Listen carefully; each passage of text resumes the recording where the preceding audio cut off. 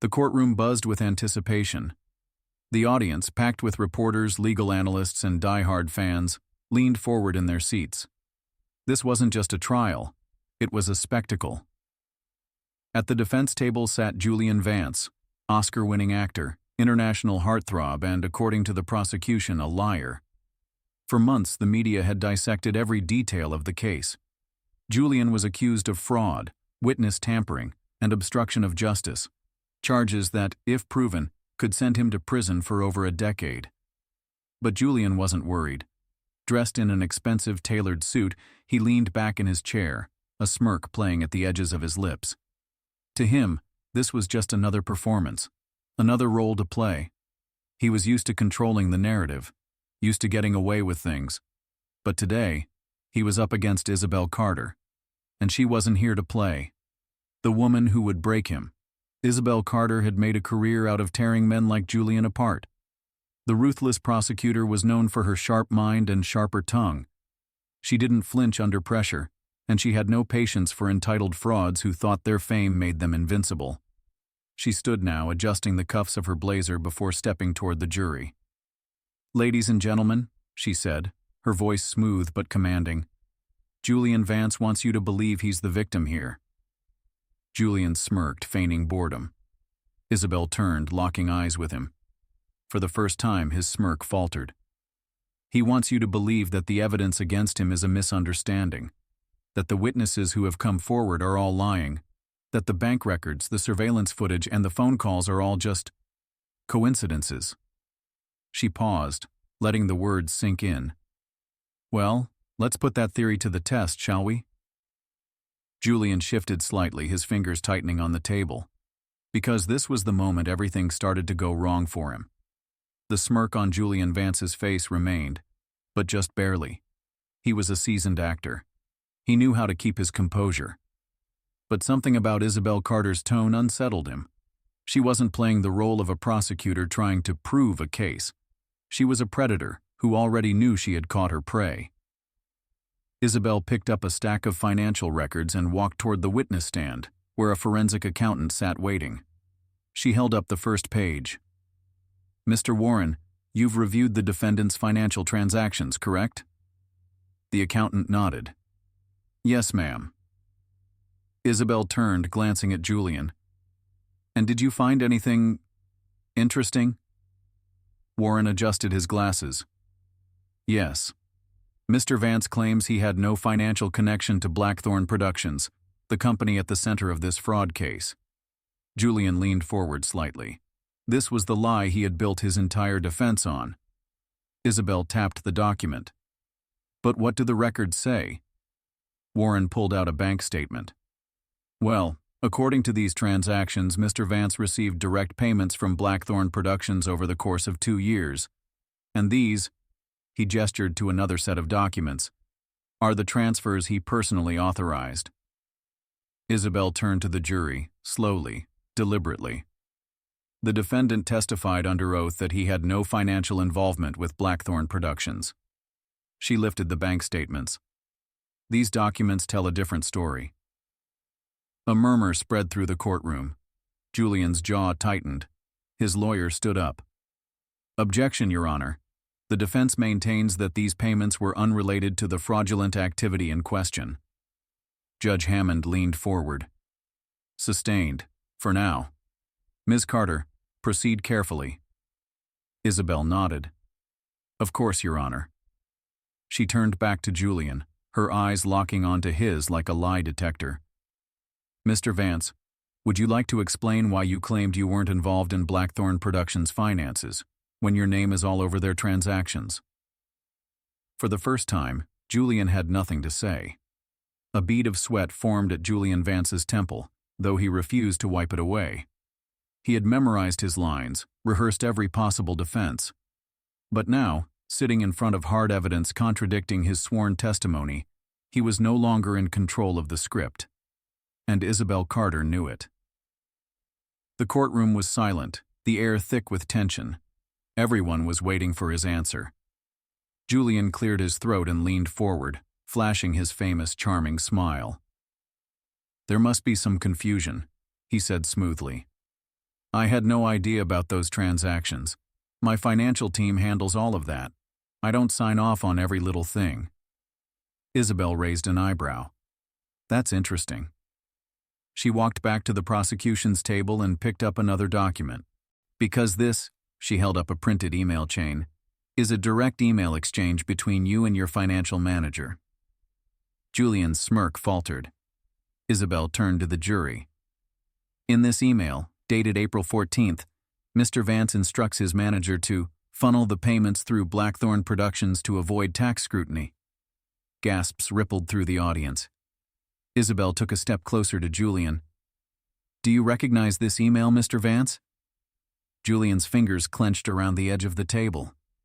His lawyer shot up. Objection, Your Honor. This email could be taken out of context. We haven't authenticated. Isabel cut him off. Oh, we authenticated it. She turned, and a digital screen behind her flickered on. A forensic tech specialist was on standby, waiting for her cue. She nodded. Your Honor, let's settle this right now. The tech expert pulled up the metadata logs from Julian's email account. This email, the expert said, was sent from Mr. Vance's personal laptop at his home address. The IP address and digital signature confirm that he personally wrote and sent it. Boom. The courtroom erupted. Julian's face drained of color. Isabel crossed her arms. So, Mr. Vance, do you still want to claim that you had no idea what was happening? For the first time, the actor had no lines to deliver. The courtroom erupted in chaos. Reporters in the gallery scrambled to take notes, cameras flashed, and the whispers turned into a deafening murmur. Julian Vance sat frozen. His lawyer leaned in, whispering furiously in his ear, but he barely heard him. This wasn't how today was supposed to go. The plan had been simple: deny, deflect, and walk away untouched. But Isabel Carter had just ripped the script apart. Judge Hammond banged the gavel. Order! I will clear this courtroom if necessary. The murmurs died down, but the damage was done. The turning point. Isabel turned back to the jury, her voice calm but sharp. Let's recap, shall we? She ticked off on her fingers. Mr. Vance swore, under oath, that he had no involvement in Blackthorn Productions' finances. The bank records proved otherwise. He claimed ignorance of the money transfers. The emails proved he orchestrated them. And now, we have digital forensic evidence confirming he personally wrote the instructions. She let the weight of her words settle. There is no misunderstanding, no confusion. Her gaze locked onto Julian's. There is only deception. A hush fell over the room. Even Julian's most die-hard supporters in the audience looked shaken. The same fans who had cheered him outside the courthouse were now whispering behind their hands. Because now, the truth was undeniable. The final blow. Julian finally snapped. He slammed his hands on the table. This is ridiculous. His voice was sharp, desperate. You're twisting everything to make me look guilty. Isabel arched an eyebrow. I don't have to twist anything, Mr. Vance. The evidence speaks for itself. She turned to the jury one last time. You've just witnessed the unraveling of a lie, she said. The question is, how many more are there? The courtroom hung on her words. Julian Vance, the golden boy of Hollywood, was no longer the charming star America adored. He was just another fraud, exposed under the weight of the truth. And there was nothing he could do to stop it. Julian Vance was drowning. His charm, his carefully curated public image, his expensive legal team, none of it was working. The jury wasn't looking at him with admiration anymore. They were looking at him the way they would any other common criminal. And Isabel Carter? She was standing at the prosecution's table, unshaken, unmoved, unstoppable. She had dismantled every single lie he had built his defense on. And now, she was ready for the final blow. The closing argument. Isabel walked to the center of the courtroom, her voice calm but firm. Ladies and gentlemen of the jury, she began, you have just witnessed the unraveling of a deception so blatant, so carefully crafted, that it almost worked.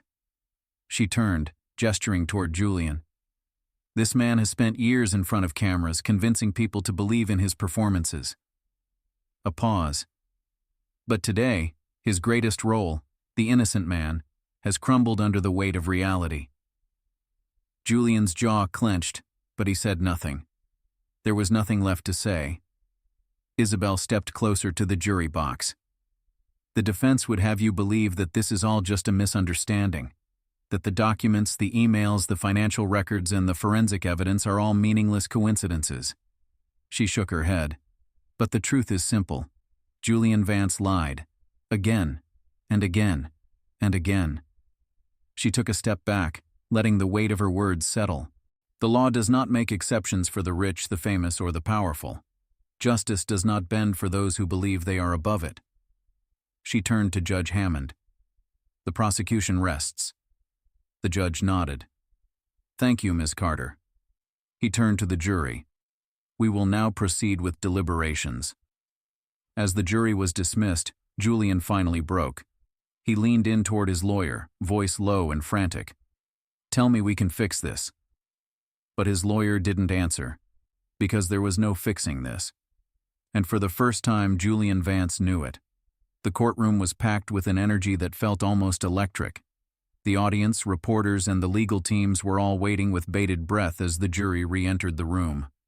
The tension in the air was thick, everyone anticipating the moment that would change everything. Julian Vance sat at the defense table, his hands clenched tightly, his face pale. He had lived his life surrounded by luxury, power, and the adoration of millions, but now, for the first time, he felt small and vulnerable. His eyes flicked to Isabel Carter. She stood at the prosecution table, cool and composed, as if she knew what was coming. The jury filed in one by one, taking their seats. The room grew even quieter. Then finally, the foreman stood, holding a piece of paper. Will the defendant please rise? Judge Hammond's voice broke through the silence. Julian slowly stood, his knees almost giving way beneath him. This was it. The foreman cleared his throat, holding the paper in both hands. He addressed the court, his voice steady, but carrying the weight of the moment. We, the jury, find the defendant, Julian Vance, guilty of all charges: fraud, witness tampering, and obstruction of justice. The words hit Julian like a freight train. His world, his empire of lies and deception, came crashing down. For a brief moment the courtroom was still, and then it erupted. Some in the gallery gasped in disbelief. Others murmured in shock, while a few even applauded, perhaps in relief that justice had prevailed. Julian's knees buckled, and he was forced to lean on his lawyer for support. The Oscar-winning actor, once the darling of Hollywood, was now just another convicted criminal. Isabel Carter, standing tall at the prosecution table, watched him without a trace of satisfaction. She had done her job, exposed the truth, and ensured that justice would be served. But there was no victory dance, only the quiet satisfaction of knowing that the system had worked, that the truth had won. Judge Hammond looked over the room before speaking, his voice somber but resolute. Julian Vance, you are sentenced to serve time in federal prison for your crimes. You will also be required to pay restitution to the victims of your fraud. The sound of the gavel echoed in the courtroom, and Julian's fate was sealed. As the officers moved in to handcuff him, Julian cast a final, defeated look toward Isabel. She met his gaze without blinking, as if she had known this moment would come all along. Justice had been served, and the truth had shattered his perfect world.